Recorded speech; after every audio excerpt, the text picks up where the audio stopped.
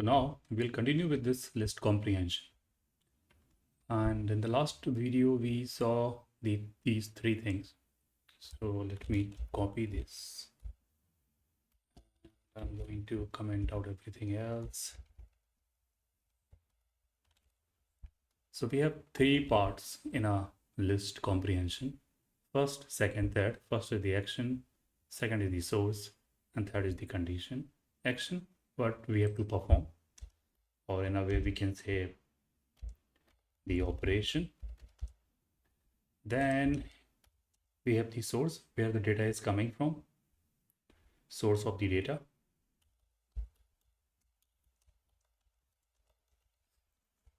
And then we have condition. So the condition is if we want all the data or some part of data, so if there's any condition applied, then obviously there will not be the complete data. It would be only if the condition is true or false. So now let's move and let's do some complex if and else on this.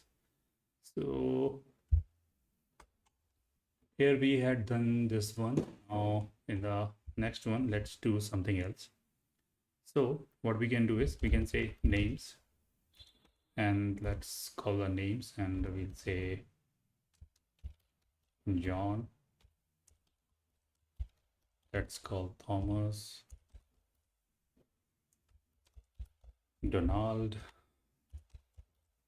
and then call Jackie. Okay. Here we filter the names. So first is the source of the data. So we say for name in names. So now we have the source.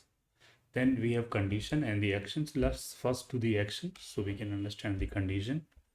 So the action is going to be, let's do one thing. We'll find out the length of the name. Okay. And we'll print filter names. So we have the length of the name 46666. Okay, we can add one more. If I can find a big one, text. So this would be 8. Great. Now we do not want all the names. Let's put a condition. Here we say give us name, but only name if the length of the name is greater than 5.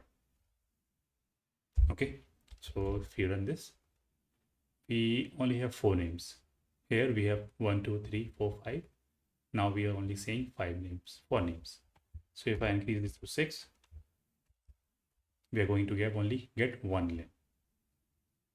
So if I do equal to, then we again have all these names. So here let's do 5, and now we'll add one more condition. So maybe we only want name where the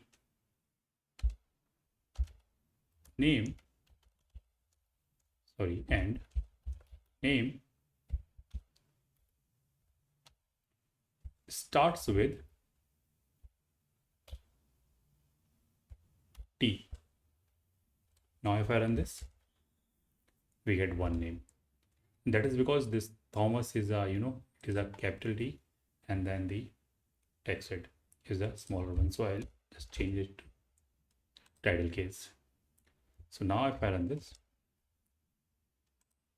we do not have anything. So here I'll change it to T. So we have Thomas and text it. So this is the condition, name. This is our action, what operation we want to perform. Then we want to say the source for name and names, and then we have the condition. If name is greater than 5 and name is starts with T. Okay, so that's why we are getting this. So we have 2 conditions here. Now here, what if I want to have a a format string? So we can say the longer names are, and then we can say name.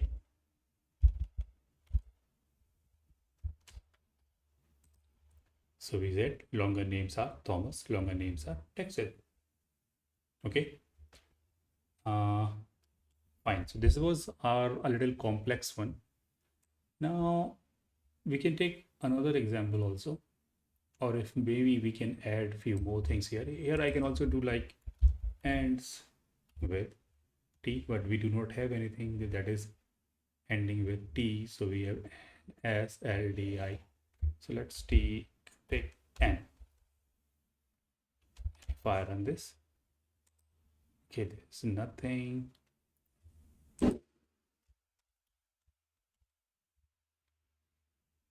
So we have two names which are ending with D.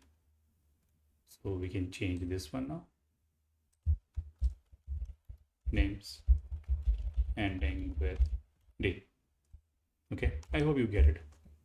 So this was a little complex example of the list comprehension.